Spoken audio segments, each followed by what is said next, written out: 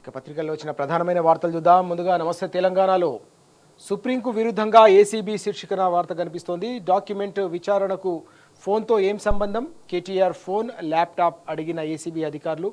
వ్యక్తిగత గోప్యత ప్రాథమిక హక్కు అన్న సుప్రీంకోర్టు. ఫోన్ అడిగిన ఏసీబీ తీరుపై న్యాయ నిపుణుల విస్మయం. మొబైల్ ఇస్తే గోప్యతకు భంగకరమేనన్న నిపుణులు. వ్యక్తిగత గోప్యత రాజ్యాంగ హక్కే, రాజ్యాంగ ధర్మాసనం. విచారణకు ఫోన్పై గతంలో సుప్రీంకోర్టులో వాదనలు అంటూ కీలకమైన వార్త కనిపిస్తోంది.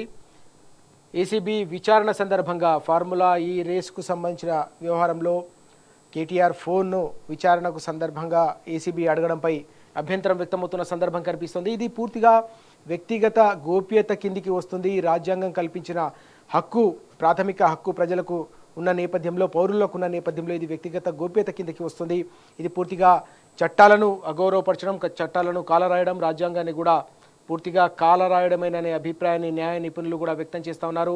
విచారణకు ఫోన్పై గతంలో సుప్రీంకోర్టులో కూడా అనేక రకాల వాదనలు జరిగిన పరిస్థితి. వ్యక్తిగత గోప్యత కింద ఇది వస్తుందని గతంలో రాజ్యాంగ ధర్మాసనం స్పష్టం చేసిన అంశానికి సంబంధించిన వార్త కూడా కనిపిస్తూ ఉంది. మొబైల్ ఇస్తే గోప్యతకు భంగకరమేనని న్యాయ నిపుణులు కూడా చాలా స్పష్టంగా వెల్లడిస్తున్న పరిస్థితిని కూడా మనం చూస్తున్నాం. అలాగే ల్యాప్టాప్ కూడా గతంలో అడిగిన పరిస్థితి కూడా ఉంది. ఏసీబీ అధికారులు ల్యాప్టాప్ కూడా అడిగినట్టుగా తెలుస్తోంది. ఇప్పటికే మనం చూస్తున్నాం ఏసీబీ విచారణకు సంపూర్ణంగా సహకరిస్తానని కేటీఆర్ గారు చాలా స్పష్టంగా చెప్పడమే కాకుండా విచారణకు హాజరై అన్ని రకాల వివరాలు కూడా వెల్లడించారు.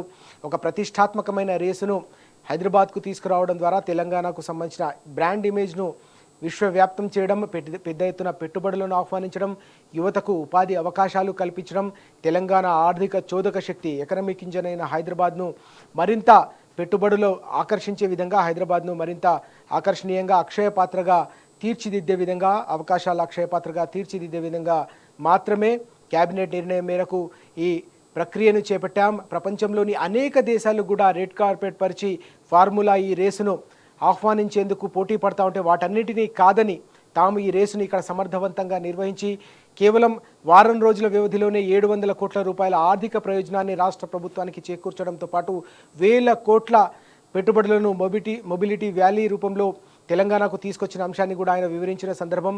ఈ రేసులకు గతంలో మహారాష్ట్ర కూడా పోటీ పడిన పరిస్థితి. తెలంగాణలో ఈ రేసు నిర్వహిస్తున్న సందర్భంలో కూడా కేటీఆర్ గారిని మహారాష్ట్రకు, ముంబైకి ఆహ్వానించారు.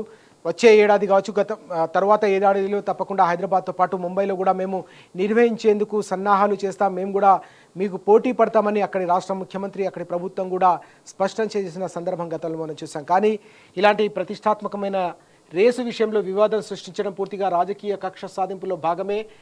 అందులో భాగంగా విచారణకు సహకరిస్తున్నప్పటికీ కూడా ఫోన్లు అడగడం అనేది వ్యక్తిగత గోప్యత కిందికే వస్తుంది. కాబట్టి సుప్రీంకోర్టులో గతంలో కూడా దీనిపై వాదనలు జరగడం, రాజ్యాంగ ధర్మాసనం కూడా ప్రాథమిక హక్కు కిందికి వ్యక్తిగత గోప్యత రాజ్యాంగ హక్కే అనే అంశం కింద వస్తుంది. కాబట్టి దీనిపై కూడా తప్పకుండా పునరాలోచించాల్సిన అవసరం కనిపిస్తుంది. ఇలాంటి రాజకీయ కక్ష సాధింపులను ప్రభుత్వం మానుకోవాలనే అంశాన్ని కూడా ప్రతి ఒక్కరు డిమాండ్ చేస్తున్న పరిస్థితి కనిపిస్తుంది. మరోవైపు మరో కీలకమైన అంశం, టీపీసీసీ చీఫ్కు కేటీఆర్ లీగల్ నోటీస్ అంటూ మరో వార్త కూడా కనిపిస్తుంది.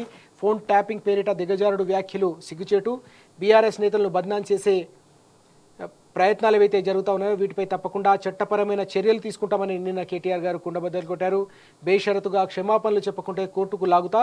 టీపీసీసీ చీఫ్ మహేష్ కుమార్ గౌడ్పై బీఆర్ఎస్ వర్కింగ్ ప్రెసిడెంట్ కేటీఆర్ ఆగ్రహం అంటూ ఈ వార్త కనిపిస్తోంది. ఫోన్ ట్యాపింగ్ వ్యవహారంలో ఇప్పటికే కాంగ్రెస్ ఏ విధంగా వివాదాన్ని సృష్టించే ప్రయత్నం జరుగుతుందో మనం చూసాం. ఈ క్రమంలోనే టీపీసీసీ చీఫ్ కేటీఆర్ గారిపైన, అలాగే బీఆర్ఎస్ నేతలపై చేసిన వ్యాఖ్యలు అయితే ఉన్నాయో ఈ వ్యాఖ్యలపై కూడా బీఆర్ఎస్ తీవ్ర ఆగ్రహం వ్యక్తం చేసింది. కేటీఆర్ గారు ఏకంగా లీగల్ నోటీసులు పంపారు. తప్పకుండా న్యాయస్థానాల్లోనే దీన్ని తేల్చుకుంటాం, ఆధారాలు సాక్ష్యాలు లేకుండా అభాండాలు మోపితే ఎట్టి పరిస్థితుల్లో కూడా సహించే ప్రసక్తే లేదు. కాబట్టి పీసీసీ చీఫ్ వెంటనే దీనిపై బేషరతుగా క్షమాపణ చెప్పాలని కూడా నిన్న కేటీఆర్ గారు స్పష్టంగా డిమాండ్ చేసిన అంశానికి సంబంధించిన సమగ్రమైన కథనం ఇది. ఇక మరో కీలకమైన వార్త చూద్దాం. ఫార్మాసిటీ భూములు రైతులకు తిరిగి ఇవ్వమంటూ మరో వార్త కూడా కనిపిస్తుంది. అందుకు చట్టం కూడా ఒప్పుకోదు, వాటిని ఫ్యూచర్ సిటీకి వినియోగిస్తాం. ఇబ్రహీంపట్నం ఎమ్మెల్యే మల్రెడ్డి రంగారెడ్డి అంటూ ఈ వార్త కూడా కనిపిస్తుంది. ఫార్మాసిటీ భూములను తిరిగి ఇచ్చే ప్రసక్తే లేదు, రైతులకు తిరిగి ఇచ్చే ప్రసక్తే లేదని నిన్న ఆయన స్పష్టం చేశారు. అయితే గతంలో ఎన్నికల సందర్భంలో కాంగ్రెస్ పార్టీకి సంబంధించిన నేతలు రకరకాల హామీలు ఇచ్చారు. తాము అధికారంలోకి వస్తే ఫార్మాసిటీకి సంబంధించిన భూములన్నింటినీ కూడా వెనక్కి ఇప్పిస్తామని వారంతా కూడా ఆశలు కల్పించిన పరిస్థితి. మరి అధికారంలోకి వచ్చిన తర్వాత ఫార్మాసిటీని పూర్తిగా రద్దు చేస్తున్నామని ఓవైపు ప్రకటిస్తూ మరోవైపు వాటిని ఫ్యూచర్ సిటీకి మళ్ళిస్తామని ఏదైతే ప్రకటన చేశారో దీనిపై కూడా అక్కడ క్షేత్రస్థాయిలో రైతుల్లో ఆగ్రహం వ్యక్తమవుతుంది, ఆడబిడ్డల్లో కూడా పెద్ద ఎత్తున ఆగ్రహం వ్యక్తమవుతున్న పరిస్థితి. ఓవైపు ఒక ప్రాజెక్టు కోసం చేపట్టిన భూములను మరో ప్రాజెక్టుకు తరలించడం, బదలాయించడం కూడా సాధ్యం కాదు, ప్రాక్టికల్గా కూడా సాధ్యం కాదు, చట్టబద్ధంగా కూడా సాధ్యం కాదు. కాబట్టి ఇలాంటి అంశాలు ప్రభుత్వం ఏదైతే చేస్తుందో ఇవి న్యాయస్థానాల ముందు కూడా నిలవనే అభిప్రాయాన్ని కూడా వ్యక్తం చేస్తున్న పరిస్థితిని మనం చూస్తూ ఉన్నాం. ఈ క్రమంలోనే తిరగబడ్డ ఫార్మా రైతులు అంటూ వార్త కూడా కనిపిస్తుంది. ఫ్లెక్సీలు తొలగించి రెవెన్యూ సదస్సు అడ్డగింత, తమ భూములను నిషేధిత జాబితా నుంచి తొలగించాలని డిమాండ్, నానక్ నగర్ నుంచి అధికారులను వెలగొట్టిన రైతులు అంటూ వార్త. రంగారెడ్డి జిల్లా యాచారం మండలం నానక్ నగర్లో నిర్వహించిన రెవెన్యూ సదస్సులో ఫ్లెక్సీని తొలగిస్తున్న ఫార్మా బాధిత రైతులు అంటూ వార్త కనిపిస్తోంది. కాంగ్రెస్ సర్కారు అనుసరిస్తున్న వైఖరి, ఫార్మాసిటీకి సంబంధించిన అంశంలో అనుసరిస్తున్న వైఖరి ఏదైతుందో ఇది ముందు నుంచి కూడా వివాదాస్పదమవుతున్న పరిస్థితి. ఓవైపు ఐటీకి, మరోవైపు మ్యానుఫ్యాక్చరింగ్ సెక్టర్కు, ఇంకోవైపు ఫార్మా సెక్టర్ కూడా తెలంగాణను, హైదరాబాద్ను కేంద్ర బిందువుగా చేయడం ద్వారా పెద్ద ఎత్తున ఉపాధి అవకాశాలు కల్పించే ఒక కీలకమైన రంగం. ప్రపంచంలోనే ఫార్మా హబ్గా హైదరాబాద్, అలాగే మ్యానుఫ్యాక్చరింగ్, వ్యాక్సిన్ మ్యానుఫ్యాక్చరింగ్ క్యాపిటల్గా హైదరాబాద్ ఇప్పటికే ప్రఖ్యాతిగాంచిన సందర్భాన్ని మనం చూసాం. కోవిడ్ వచ్చిన సందర్భంలో ప్రపంచానికే వ్యాక్సిన్లను అందించిన ఘనతను కూడా హైదరాబాద్, తెలంగాణ సొంతం చేసుకుంది. ఈ క్రమంలో ఆ రంగంలో రానున్న రోజుల్లో కూడా పెద్ద ఎత్తున వేల కోట్ల రూపాయల పెట్టుబడులు, అనేక రకాల సంస్థలు, విదేశీ సంస్థలు కూడా పోటీ పడుతున్న సందర్భంలో కాలుష్య రహితంగా ఫార్మాసిటీని నిర్మించాలన్న లక్ష్యంతో గతంలో బీఆర్ఎస్ ప్రభుత్వం అడుగులు వేసింది. అయితే కాంగ్రెస్ వచ్చిన తర్వాత దాన్ని రద్దు చేస్తామని ప్రకటించిన తర్వాత కూడా ఫార్మా భూములను మాత్రం వెనక్కి ఇవ్వడం కుదరదని స్పష్టం చేసిన నేపథ్యంలోనే అక్కడి రైతుల్లో ఇప్పుడు ఆగ్రహం వ్యక్తమవుతున్న పరిస్థితి స్పష్టంగా మనకు క్షేత్రస్థాయిలో కనిపిస్తూ ఉంది. ఇవాళ పత్రికల్లో వచ్చిన మరిన్ని వార్తలు చూద్దాం. నమస్తే తెలంగాణలో మరో కీలకమైన అంశం కూడా కనిపిస్తోంది. కాళేశ్వరంపై కాంగ్రెస్ సెల్ఫ్ గోల్ శీర్షికన ఈ వార్త. అనుకున్నది ఒకటి, అయినది ఒకటి. రేవంత్ ప్రభుత్వంలో కాంగ్రెస్ సర్కారు అనుసరిస్తున్న వైఖరిపై ఈ కథనం కనిపిస్తూ ఉంది.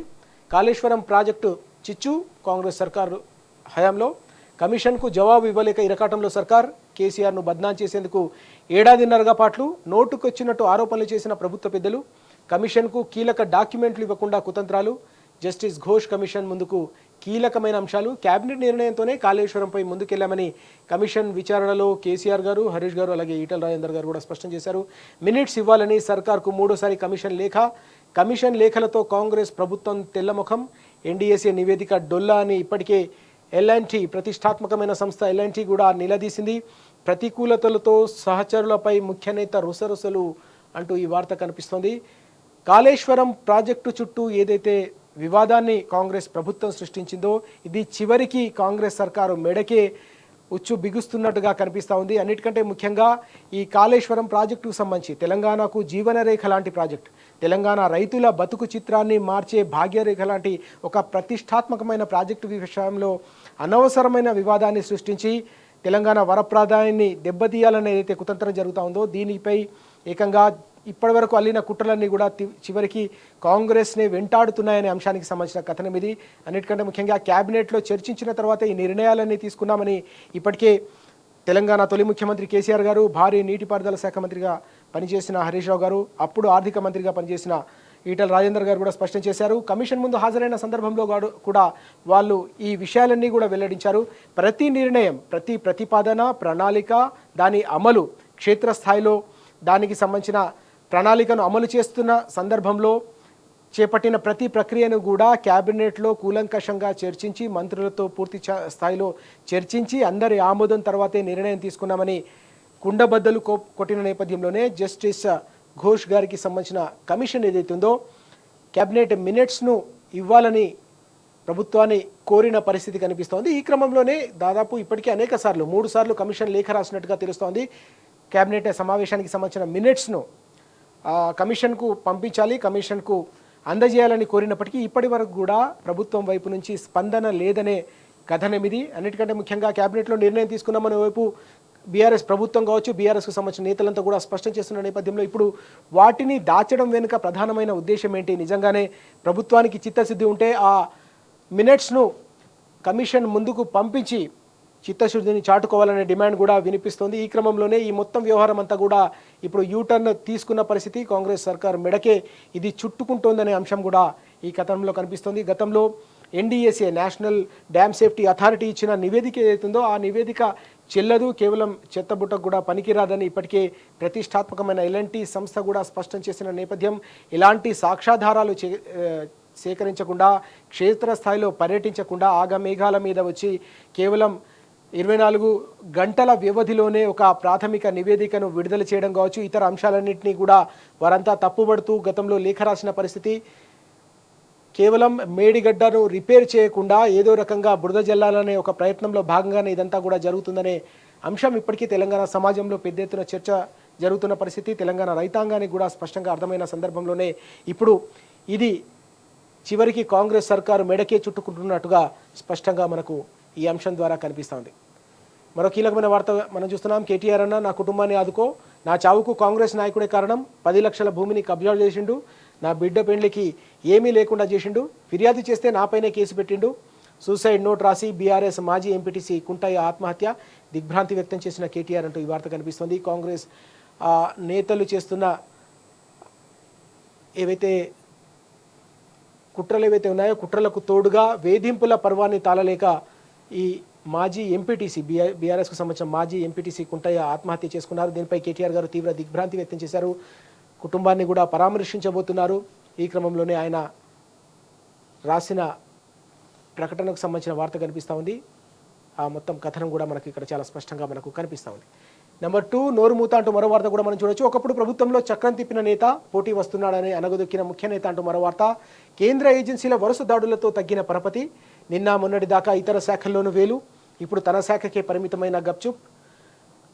సొంత పార్టీ నాయకుల నుంచే 30% ఆరోపణలు, భూముల వ్యవహారాలపై కోర్టులు కేసులు, శాఖలు మార్చాలని అధిష్టానానికి ఎమ్మెల్యేల ఫిర్యాదుల వెల్లు అంటూ మరో వార్త కూడా కనిపిస్తుంది. కాంగ్రెస్ సర్కార్ హయాంలో చక్రం తిప్పిన నంబర్ 2 నేతగా పేరొందిన నాయకుడి కావచ్చు, మంత్రికి ఇప్పుడు ఆ పార్టీలోనే ఆ క్యాబినెట్లోనే వరుసగా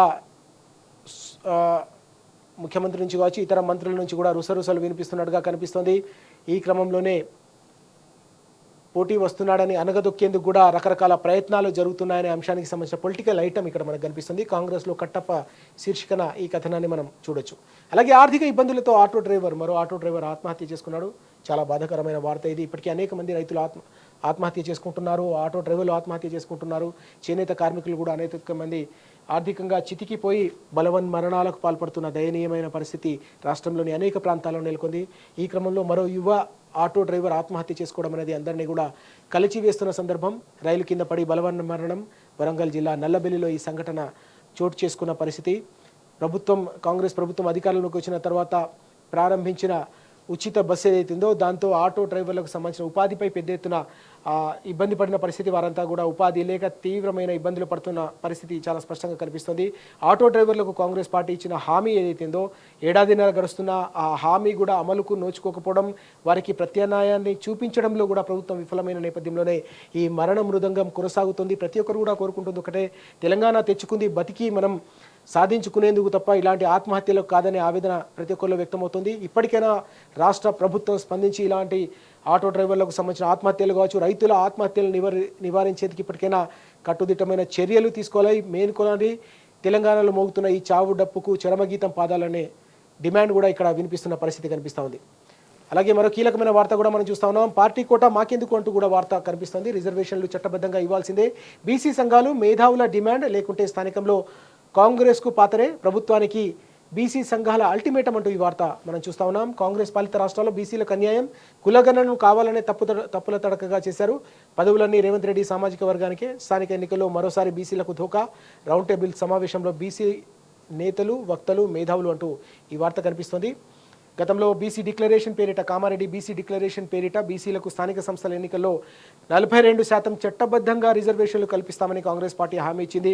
చివరికి స్థానిక ఎన్నికల నగారా మోగేందుకు రంగం సిద్ధం చేస్తున్న ఈ తరుణంలో కేవలం పార్టీ పరంగానే మాత్రమే ఇస్తాం, చట్టబద్ధంగా ఇవ్వలేమని చెప్పేసి ఇప్పుడు చేతులెత్తేస్తున్న తీరుపై బీసీ సంఘాలు, బీసీ నేతలంతా కూడా, బీసీ మేధావులంతా కూడా తీవ్ర ఆగ్రహం వ్యక్తం చేస్తున్నారు.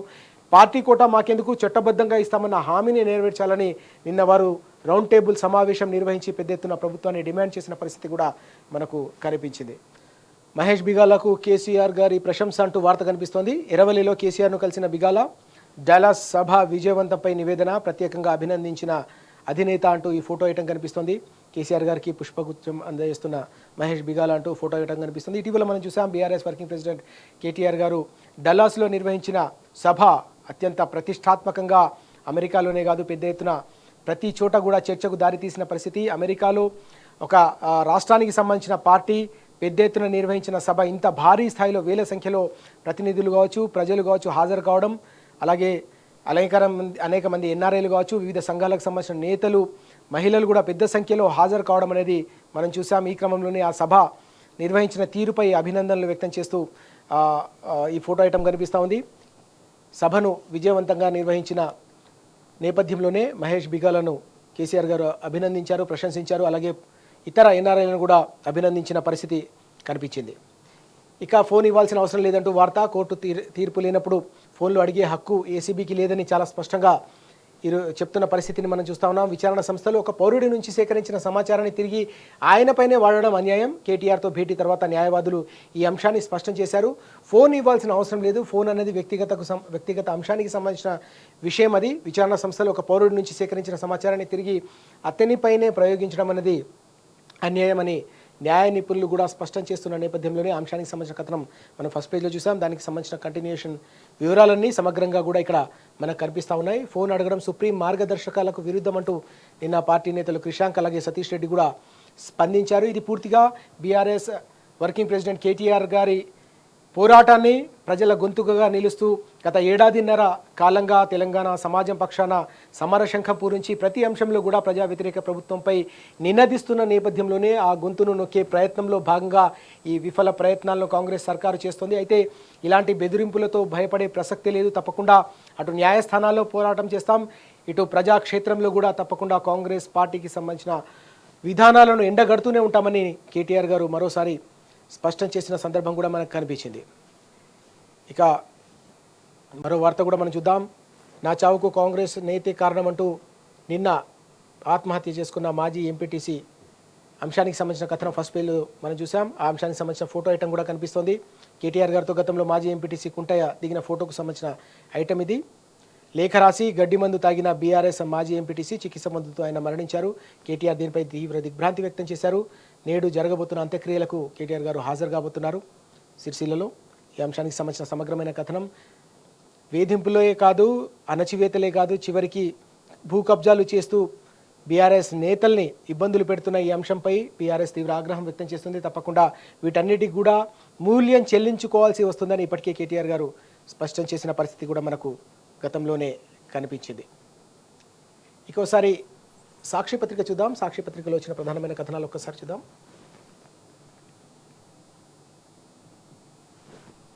రంగారెడ్డిలో ఎక్కువ, నిజామాబాద్లో తక్కువ, నియోజకవర్గాల పునర్విభజన తర్వాత అసెంబ్లీ స్థానాలు ఏ విధంగా ఉండే అవకాశం ఉందనే అంశంపై ఈ కథనం కనిపిస్తోంది. ఉమ్మడి రంగారెడ్డి జిల్లాలో 23కు పెరగనున్న సీట్లు, అత్యల్పంగా నిజామాబాద్ జిల్లాలో 11 సీట్లు మాత్రమే, శాసనసభలో ఏకంగా 50 మంది మహిళల ప్రాతినిధ్యం అంటూ ఈ కథనం కూడా మనకు కనిపిస్తూ ఉంది.